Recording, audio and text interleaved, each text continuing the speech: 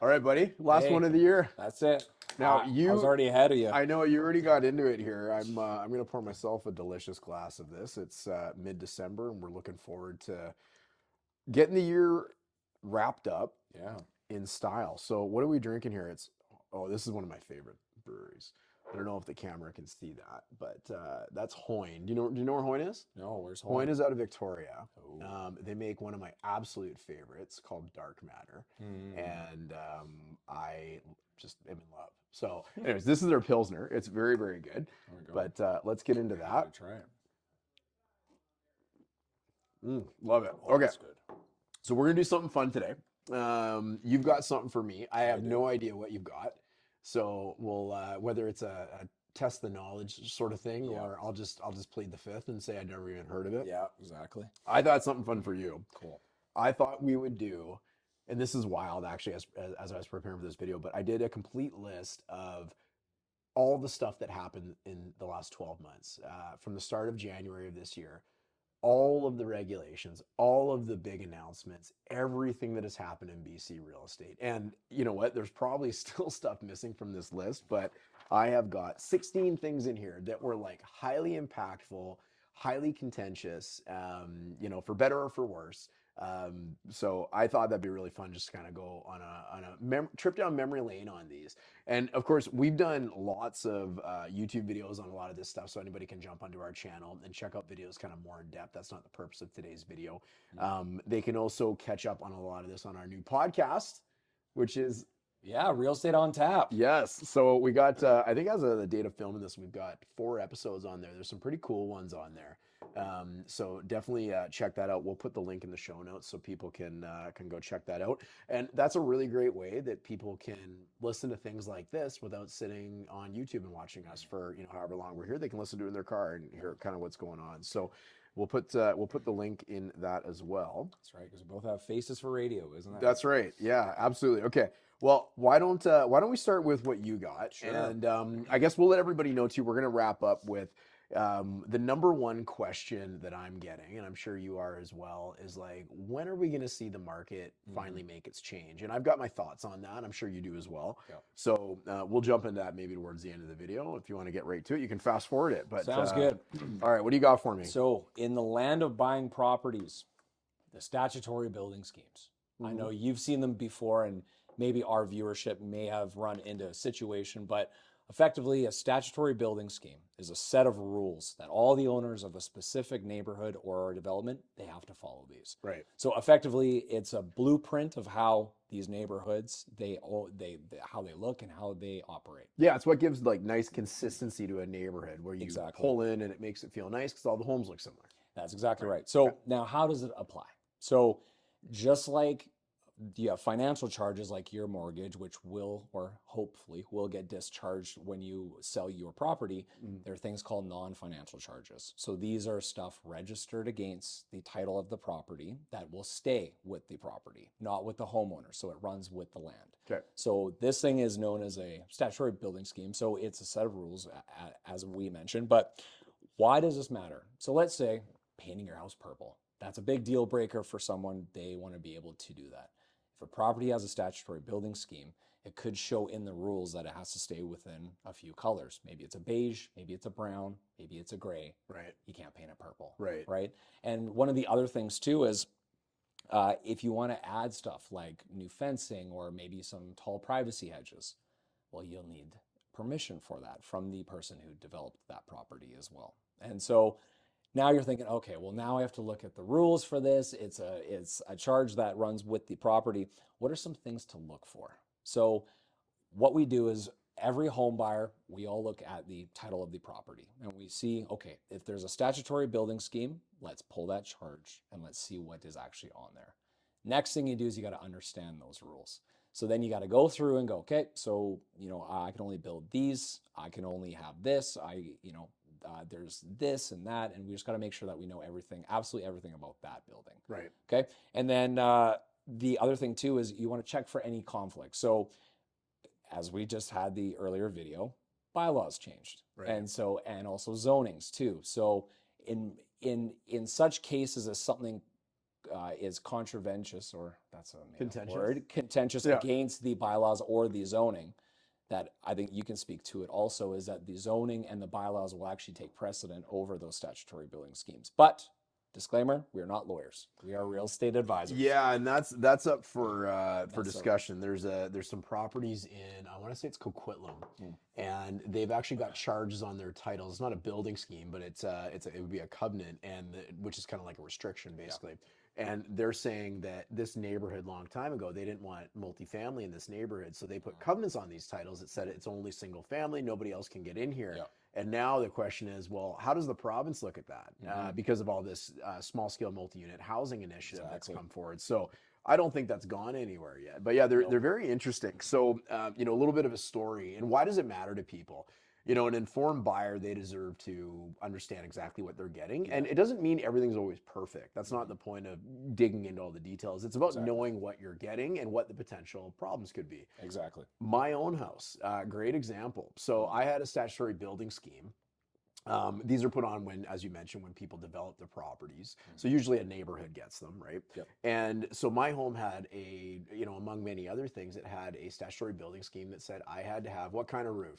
Cedar shake roof. Cedar shake. That's the number one thing that we see. Yeah. So my house doesn't have a cedar rake roof, Close enough. cedar shake roof. So it doesn't have it. So that can be a problem, Yeah. right? Now, as I'm researching my home before I bought it back in 2020, I'm walking down the street and I'm like, neighbors don't have one there. Nobody has a cedar shake roof in my entire neighborhood, right? And they all have the same charge on their title. So it's not to say, you know, it's interesting. That can also be discharged, right? So, and the question is, well, who's enforcing these things, right? Exactly. So when this is put on, it's usually for the purpose of a subdivision. Yep. And most people have no idea what the charges are on their properties. Of course, all our clients, we actually send them to a lawyer and send them to them, so they're very well informed because we're awesome. Yeah. But with that being said, most people have no idea what these charges actually are, right? But they can actually be discharged as well. So as an example, if someone ever knocked on my door and said, you're violating the charge on the title of your property and that has to be changed, well, I could go around, I could canvass the whole neighborhood and say, well, if I'm going down, it looks like we're all going down together. Exactly. Let's discharge this off the title because it no longer really serves a purpose for our neighborhood, right? So they are quite interesting, but they're also very problematic. Yeah, there's which will springboard me into the ending part too, which is there's no building scheme police. There's no one driving down and they're checking. There is no active enforced part of this scheme Because it's not the city. Exactly. Yeah, the city doesn't enforce it. Exactly. It is the charge that the developer registered against the actual subdivision. So the one thing, as you said, so you have all your neighbors who have, you know, asphalt. The one thing that I always say too is there's either an expiry date on there or there isn't one. And therefore we've ran into both. So if this scheme, we'll say your house is built in 90 something, 92. 92. So if it had a 10-year expiry date saying that no longer is this statutory building scheme effective after 2002, all of those neighbors, they can build those have the asphalt roofs. Now we've ran into a few situations where it's a little bit older, it's in the 80s, and it was so poorly written that they actually had no expiry date. Yes, and I recall we've actually seen a few of these lately too, where they weren't. It wasn't as simple as like a cedar shake roof. It said any improvement. Yeah. You know, and like, what's an improvement? Oh. Is that painting your bathroom? And I don't think it's going to go to that extent, but like that could be building a fence, that could be residing your home, putting on new windows, doing your driveway, taking a tree out. Exactly. It's a long list, right? That's where we say, look, you know, beyond our pay grade, go talk to your lawyer, right? Exactly. But you know, no matter what the lawyer says, that still exists. If there's no expiry date, it's still there, right? And it still could become a problem. So what's the moral of the story? Moral of the story is always do your due diligence so that no surprises come later. Know exactly what you're buying. Yeah. And the most important thing is if you think there's a concern, talk to your lawyer. Yeah, absolutely. Very Well, simple. and I would add to that because there might be a lot of people watching this who have purchased a home, you know, whenever they might have purchased it. They might have even purchased with us and they forgot about this stuff. Before you're going to do any significant improvements, this is usually a bigger issue, obviously, with just detached homes. But understand what those title charges are, right? Understand what's on there and what you can and cannot do. Yeah. Because you could find yourself, as an example, building like a beautiful shed in the back of your property, only find out that you have to remove it because you built on an easement that belongs to BC Hydro or something like that. Like Yeah. it is a big deal, and they do. BC Hydro is an example of somebody who does enforce their Oh, for their sure. title charges. So And I'm quite sure Fortis, we've heard of a story of Fortis flying drones over their lines. And if anything like an above ground pool or anything even as such as a trampoline, yeah, they'll actually send letters and fines to people to take it off of those lines. yeah. So there are certain people who will definitely enforce it. So Yeah, yeah, no, that's a good one. That's an interesting one. So hopefully everybody kind of yeah. understands what the and certainly you can reach out to us if you have questions Yep. about your own particular title. We can let you know how you can investigate it and that sort of thing. Bet. Okay, so here is a little bit of a calendar of all the crazy stuff that's happened in British Columbia real estate in the last 12 months. So there's always wild stuff going on. There's never a shortage of things to talk about. But every single one of these, I only put the most impactful things on this list, and it is a long, long list. But it's amazing. I've got to give kudos to the federal government. I've got to give kudos to the BC government. They are trying to impact change. They Mhm. are trying to make it better, right? And not everybody's always going to agree with the changes they're making. There's a famous acronym in real estate called NIMBYism, Mhm.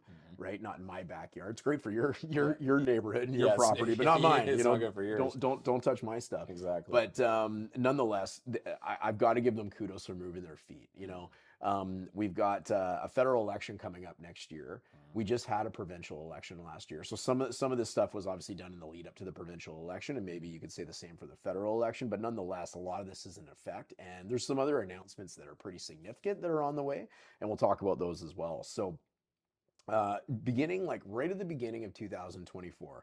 First, we were hit right away to updates to the speculation and vacancy tax. Mm. Okay, so that's been around for a while, and that's really just to keep non-Canadian residents or non-permanent residents from basically owning property or keeping property vacant, or anybody keeping property vacant for that matter. They want Exactly. people to get into homes, so that was a big one.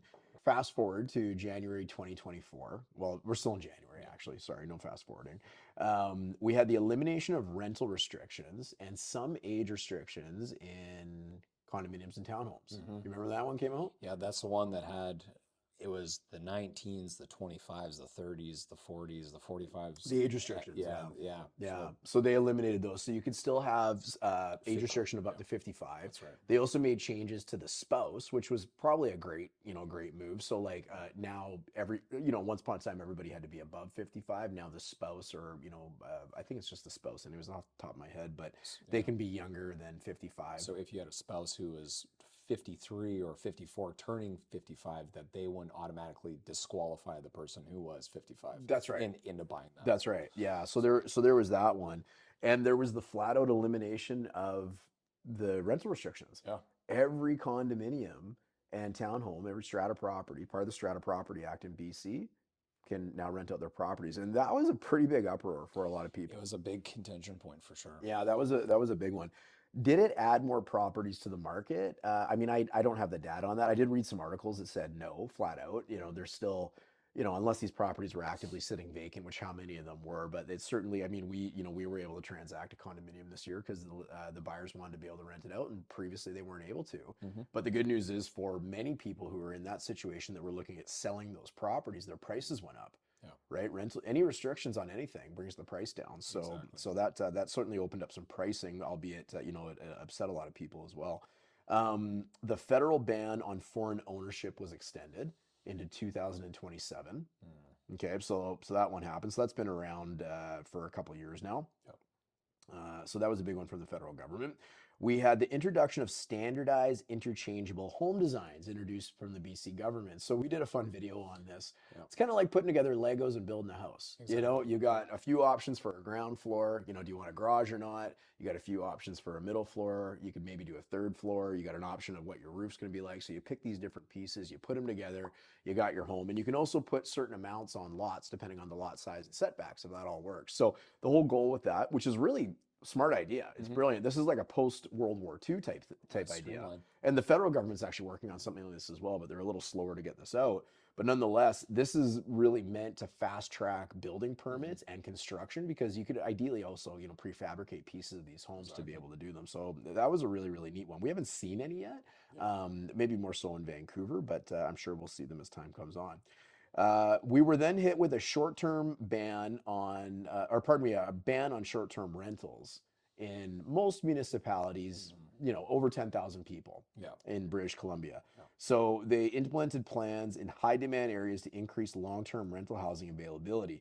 This fell to, so no longer can you rent out a place if it's not your primary residence, Yep. which didn't affect our market too much.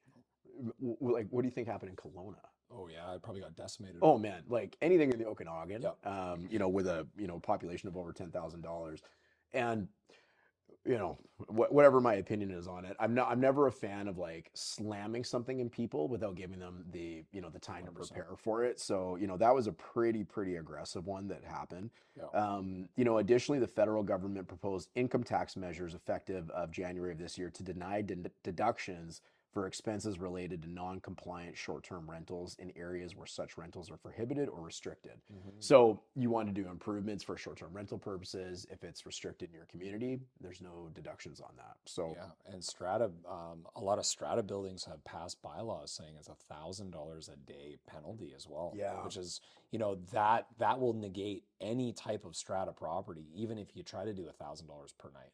Because yeah, I know I'm not spending $1,000 per night for a townhome, yeah, let alone a condo, right? yeah. I mean, that thing would have to have a To view of the to downtown. to be fair, our area where we live is not that cool, Yeah, unfortunately. that's fair. All right, then fast forward again. Big changes to the property transfer tax. Ah, Yeah, so that was an awesome one. Long overdue. A tax has been in place for far too long because it forever. should have Yeah, never been in place in the first place, exactly. maybe. But thresholds were adjusted. So qualifying first-time buyers, they used to be able to avoid this tax if they spent below $500,000. Mhm. Welcome to 2024, Try and where find something under 500,000 is tough. yeah, like Yeah. that's like a really nice car now, Yeah. not a property. It's a So Cybertruck. yeah, yeah, yeah. And maybe a couple really nice Yeah, cars to be yeah. fair, but pretty tough to buy something under 500,000, especially for young people that are starting out. They don't have a lot of dough, and Mhm. they need something bigger than a 400 square foot condo in downtown Surrey, right? So that threshold was increased up to 835,000. So they don't start paying the tax until that 500 mark, but it's heavily reduced on the first five. There's no tax on the first 500,000, and then up to 835, there's they pay portions of Sliding it. scale, yeah. Yeah. And they also they raised the exemption rather of newly built homes. So once upon a time, there was no property transfer tax on new properties up to 750. Mhm. Many years ago, that would buy you a nice little townhouse, Yeah, 750, we right? actually, my wife and I bought a townhome in 2018, and we fell below that. And but yeah, try and find new construction under Yeah, 750 is going to be nowadays, very, right? very difficult. Yeah, I remember selling many townhomes back when that Yeah. made sense, but nonetheless, that got raised to 1.1 million, which is really nice. So that makes more new builds much Oh more yeah, accessible for people. for sure. My question with a lot of this stuff is, it seems almost a little preposterous to set these fixed numbers though, Mhm. without mandating annual reviews on them and Exactly. whatnot. Yeah. It just seems crazy because then we get stuck in a situation where the market continues to grow, but this policy doesn't get reviewed Mhm. for many years as was the case, right? So nonetheless, though, great. That's going to be some good savings for some people. All right, marching on, we had a home flipping tax Mhm. introduced in British Columbia. So it hasn't taken effect yet. It Mhm. actually takes effect on January the 1st of 2025. Mhm. So if you're flipping a house, you better move your feet because you're going to be paying some monstrous dough on it. So how does it work? Well, you're going to pay a 20% tax on the profits of the property sold within the first year it's introduced. So for the first 365 days. After that first 365 days, it's decreased on a sliding scale up Mhm. until 720 days, and then there's no tax at all. So two Okay, so, years. yeah, so after year one, it goes from 20% and slides all the way down to zero over the course of that year. So Mhm. that's a pretty big one. That is a big one. That's going to have a really big impact. The days of property flipping, we did videos on all this stuff. I could say this for everything, but the days of property flipping in BC, I think are done. Mhm. Well, maybe time will prove me wrong on Yeah. that, but like the making it a profit center and using it as an investment vehicle is becoming less and less and less lucrative for people. Yeah. Yeah. Especially with taxes like that. And that's the intent of the tax, right? The intent of the tax is to open it up for more people to be able to buy. And I don't want people to confuse this with the federal home flipping tax. Hmm. Okay, so that's something totally different, but it's easy to forget about that one. That one's been effective since 2023, so it came in, but that was aimed at curbing speculation, and that tax applies to properties sold within 12 months of purchase, okay, which is taxed as business income, meaning 100% of the profits is taxable. Hmm. Okay, so that's a pretty big one. So I mean, It you is. you stack those two on top of each other come January 1st. I mean, you've got a pretty good tax bill for flipping property. You Totally. need to be making good money on a flip. Yeah, which means that it's going to eliminate, we'll call them part-time flippers too, where it may have been more lucrative, call it even a decade ago, even 5 or 6 years ago. Yeah, Now you're really going to have to run numbers, and then you're also going to have to build with quality as well, yeah, and try and make a profit. I mean, I don't see it anymore. Just yeah. like you said, of And if anybody has one, they're going to have to look into the details because there are some details that you need to understand. So if course. anybody is trying to flip a property, we've done a video of a deep dive on Mhm. that. But you want to understand the details of that because Yeah. the way it reads versus what the reality is a little bit different. So you want to understand that. Come June of 2024, there was a report that was released that 70,000 BC residents had left the province in 2023. The mass, what do they call it? The mass departure or It something like was that. it was a pretty big shakeup, right? And Mhm. I mean, we've had many clients. Which province? I mean, everybody at home can guess. Yeah, Yeah, yeah, which you know province which took one them that all? was based. Between Ontario and BC, they all went to Alberta, Yeah, right? exactly. And we had many clients that did the same thing, and that still continues to this day. And that's because of the high cost of living here and the housing challenges. I'll never forget one of our great clients, really nice guy. I won't say his name, but him and his wife moved to who they're pregnant, by the way. It's totally aside, Yeah. and expecting, which is congratulations to them. But I remember him saying to me that we kind of read the writing on the wall, and if we ever want to live in a detached home in BC, It's not going to be in it's not going BC. to happen. Yeah. It's not going to happen. So we want to go somewhere where we can, Mhm. and have a better quality of life and that sort of thing. And they are. Yeah. So wish them well. So that was a pretty big shakeup. Yeah. That hit the news pretty hard. All right, here comes June 2024. Sledgehammer. SSMU, Small Scale Multi Unit Housing Initiative, is announced. Now, this one was a big deal. Sorry, it wasn't announced. This is when it was like, okay, this needs to be done by the end of the summer. Like Yep. you municipalities have to figure this out.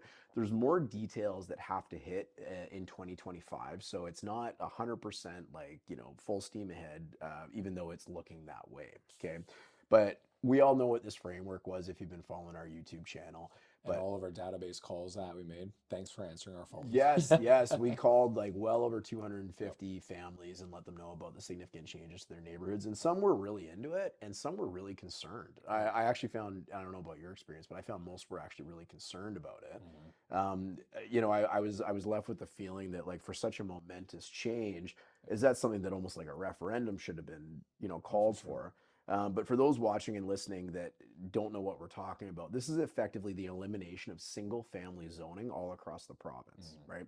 So what that means is no longer you can still build a single family home, but you can't restrict people from putting higher density onto their properties Mhm. if they so choose. Yep. So I mean, there's a lot of things to consider with that, like how big is the lot, what are the setbacks, where you are in terms of transit orientated areas or rapid bus stops and all that sort of stuff. But effectively, if you had a qualifying lot, you could put anywhere between 4 to 6 dwellings on that property with a variety of ways that you put it together. So Mhm. whether it's a home with a basement suite, two sides of a duplex with two basement suites, a house with a basement suite and a garden suite, and maybe a coach home, like there's, sky's the limit pending your property qualifies. Yeah. So this was done obviously to add way more density, and this isn't unique to us in BC.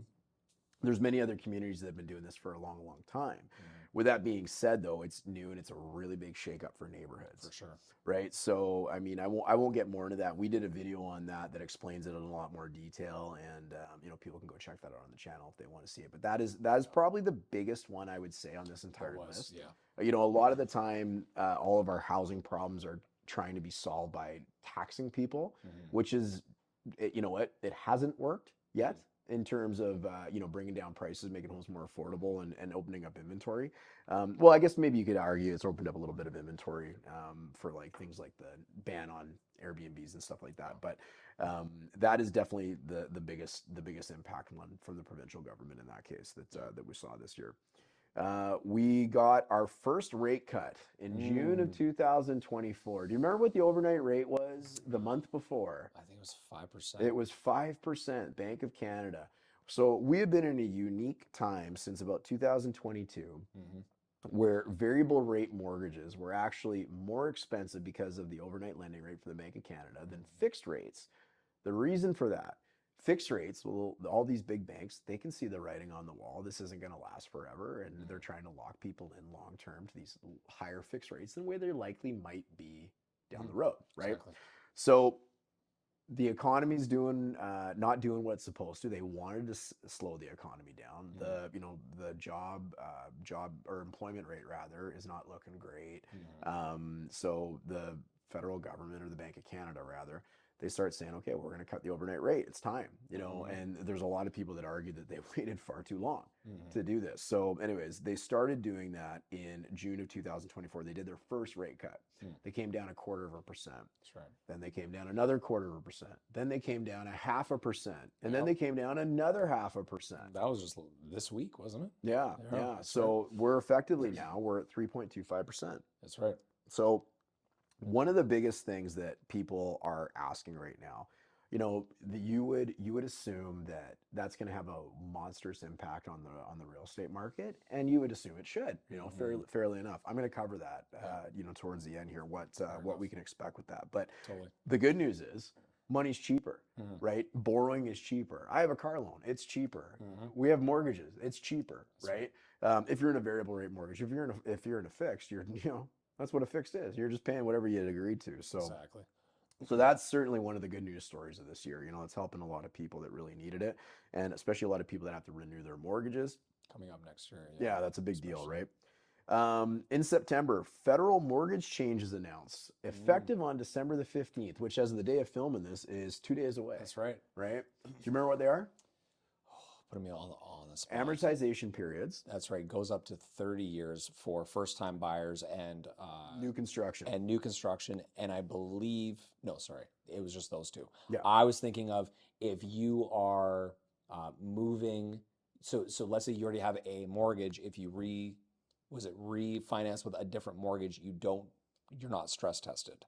That's when you're Oh, that changing. that was another thing Yeah, announced. yeah, Yeah, you're right. that's right. Yeah, you're absolutely right. So yeah, but the amortization period has changed. That's right. Okay, for first-time buyers. So that's great. I mean, 25 to 30 years is, you can save a few $100 a month. yeah, you Like can. that's pretty significant. You That's bet. really good. And like, people have short memories with real estate. Anybody that's kind of new to the market or new to the idea of buying, there was a time when I first started selling real estate, you could do a 40-year mortgage with 0% down payment. Oh my It was gosh. insane, man. That is crazy. And people had no skin in the game. Thank goodness the market went up. If the market had gone down, can you imagine it would have Oh, been yeah, bad. it would The have. foreclosures all over the place. So, anyways, we got things like stress tests and whatnot now, but that's a whole other story. But anyways, yeah, that's a really, really great thing for first-time buyers. That's going to spur a lot of people getting into the market in Yeah, you bet. 2025. So I'm excited to see what happens with that. The other one and new construction, as you had mentioned, is also qualifying for that as well, which is great. The other one that's taking effect is the change in insured mortgage cap rates. Okay. That's a huge one That's for a sure. big one. Yeah. So, painting a little bit of a picture up until December 14th, I guess, Yep. in effect was if you bought a home that was over $1 million, which we live in the lower mainland. I mean, you can get a nice little townhouse or You get condo a three under or a four million bed bucks. townhome for over $1 million. Yeah, Yeah. but there's a lot of things that exceed that, right? There's a lot of 100%. there's a lot of property, especially in the lower mainland and the GTA. Mm. So what's really cool about that is you had this really ugly thing happen if you needed to spend over $1 million. So if you spent $999,000, you were subject to the down payment rules of 5% on the first half million and then 10% on the balance up to a million. Okay. If you were to go and Sorry. I'm sorry, if you were to go and spend $1,001, Hmm. you now had to have 20% down. That's right. That is a monstrous down payment change, Yeah. right? Like, boom, like that. Okay. So effective on December 15th, this threshold is now changed to 1.5 million. So those homes that were kind of stuck in that, 1 to 1.5. yeah, 1 Yeah. to 1.5 million, the down payment requirements are completely different. So I had numbers on this. I didn't bring them, but like someone that was buying a home of like 1.2 million as an example, Mm-hmm. they used to have a down payment, I believe it was $245,000 or something like that. And now it's like 95,000. Wow. What a difference, right? Like, because I mean, that's a lot of money to save for That people, is for right? sure. So that's really significant. So not only does that make it easier for buyers, and don't Mm, get me wrong, I mean, you have to have wicked jobs to be able to qualify for a mortgage like that and be for making sure. really good income, but that really helps not only buyers, but that really helps out sellers too. You know, how many times did we list properties where they were slightly worth more than $1 million, and it was so terrible of a position to be in because you're only shopping with people that have 20% down. They have to Exactly. have $200,000 in the bank, Yeah, right? exactly. Like, so that's a wicked change by the wicked good change by the federal government, which Hmm. I'm really excited about. 2 days away, There you so go. I think that's really going to open up the market. Come September, tenancy changes implemented. This was another big one. Big contingent deposit as well. Yeah, so it doesn't, it doesn't affect most homeowners, but it certainly affects all of the landlords. So this is where, I mean, we won't get into all the details of how poorly it was rolled out, but nonetheless, notice periods to end tenancies were increased from 2 months to 3 months. Yep. Okay, so what challenges that presents for landlords? The idea is to give tenants more time to, get out of their properties and stuff, Yep. find alternate accommodations, which is great. But it has a pretty big effect on landlords. Mm. We've had many buyers since this change came in and they're seeing tenanted properties for sale and they're saying, I'm not waiting 3+ months to get into this Exactly. place. I want to get in sooner. I just want to look at owner occupied places. Mm. So that was a really, really big change that had a lot of problems created for the provincial government. And it's still creating problems with them. Landlords are pretty upset about that one and they haven't forgotten and they're still pushing on it. Yeah. So that was one. We got two more here for you. 40% down payment promise. So our current provincial government, who just got elected into power, they've got a majority in the government in British Hmm. Columbia. They made a pretty big announcement in October, in the lead up, of course, to the provincial election. Yeah. This announcement was that they plan to fund up to 40% of the down payment for eligible first-time home buyers using borrowed provincial funds, your money Yeah. they're using for My that. taxpayer money. To the tune, they estimate that this will cost about $1.29 billion a year. That's a million millions. 1,000 millions. Thousand That's millions. okay. You're not here because you're good at math. No, no, that's right. But so that's an interesting one. So that hasn't come to fruition yet, but what an announcement. Whether it moved the needle for the current government or not, I don't know because they actually lost a lot of seats in the provincial election. But Mhm. nonetheless, that's a monstrous promise. For sure. It's monstrous in two ways. It's amazing for home buyers, Hmm. right? Like they I can would take agree. advantage of it if it makes sense. This isn't the first time a program like that's been announced. Yeah.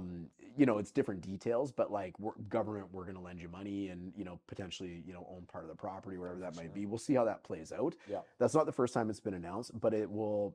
There's many other programs like that that have been announced that have died a slow, long death Yeah. that nobody took up on. Yeah. So we'll see what happens with that. It'll be interesting, and they're going to have to put some details around it now. That's it. Yeah. Yeah, so we'll see what happens with that. And we already touched on it, but the last one, a reason to celebrate, the Yeah. Bank of Canada dropped the Half a rates. point. That's Yeah, right. yeah. So we're down to 3.25. Hopefully that's going to stabilize the housing market. And that really leads me into the number one question I get. All of our listings are asking it, all of our buyers who are kind of, waiting Hmm. for their time to strike like a well-timed, I was going to say cobra, I don't Yeah. know. Hey, it works. Yeah. So where are we headed?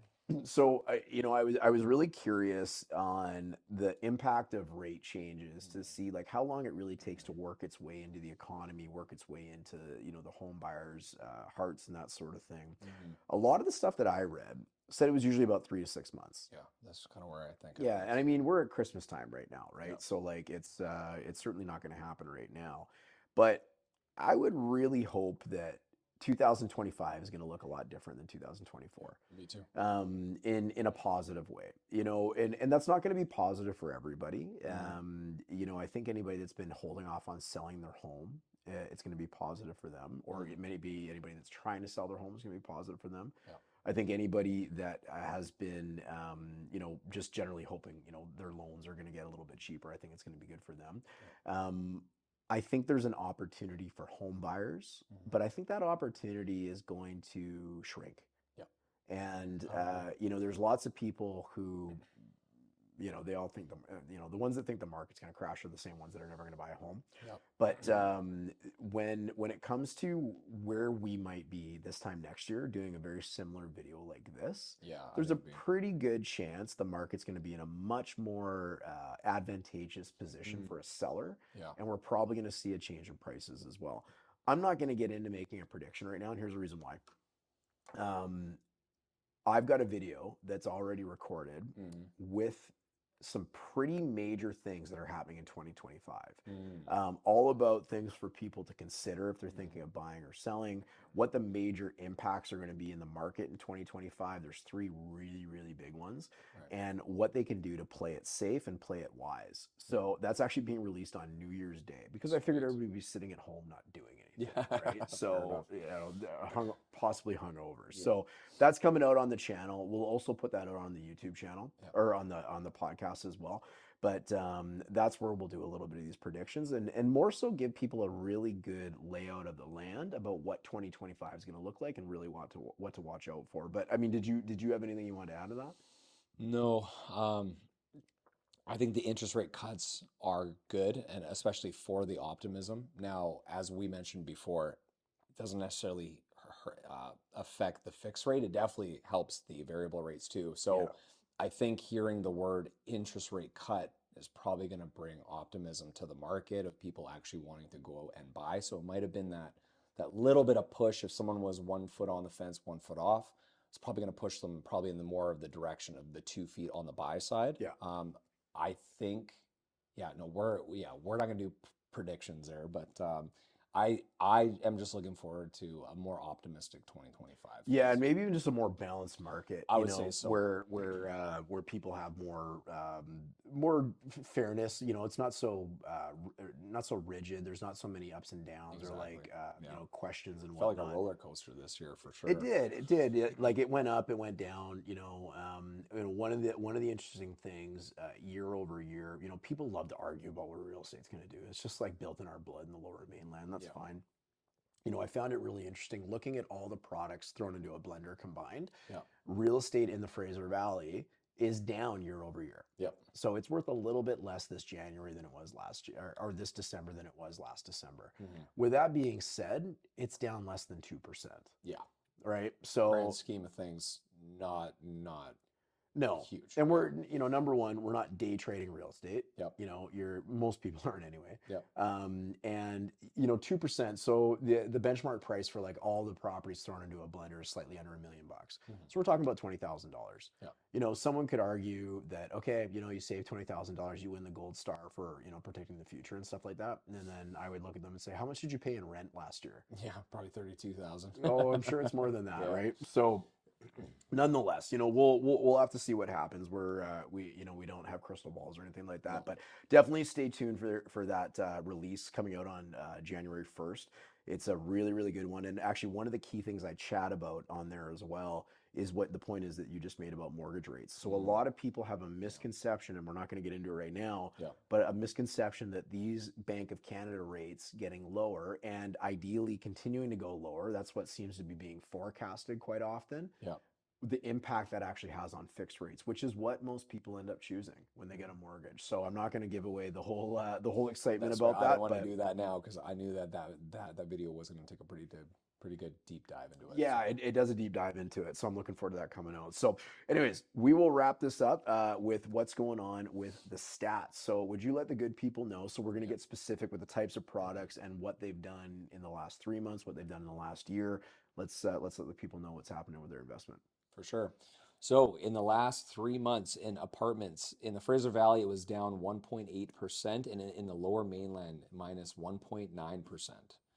For townhomes in the Fraser Valley, it was minus 1.3%, and in the Lower Mainland, 0.6%.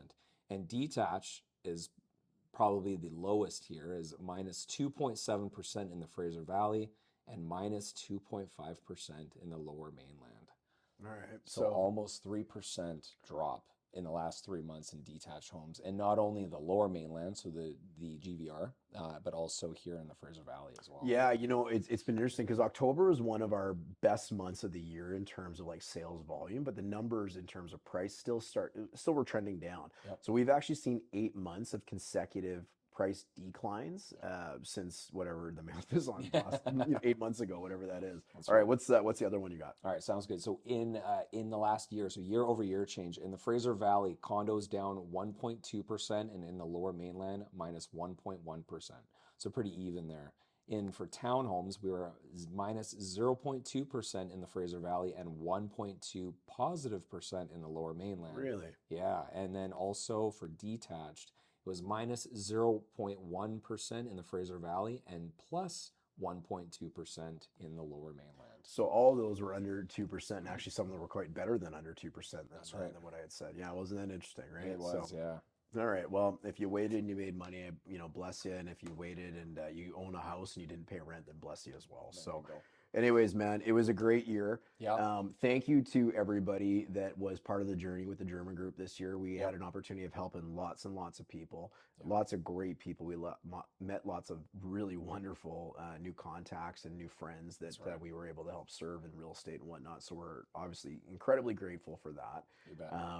You got anything you want to add? No, it was a good 2024 year. Looking forward to helping more people in 2025, and then of course some of our past clients as well too. So Yeah, absolutely. Yeah. So, if you need anything, you can obviously give us a call. We'll help you out. Regardless of whether you're buying or selling, we just want you to be in a good position to make sure you exactly. can do what you need to do. That's right. And we'll look forward to seeing everybody in January. Wish you all happy holidays, and we'll see you soon. See you later. All right, buddy. Bye.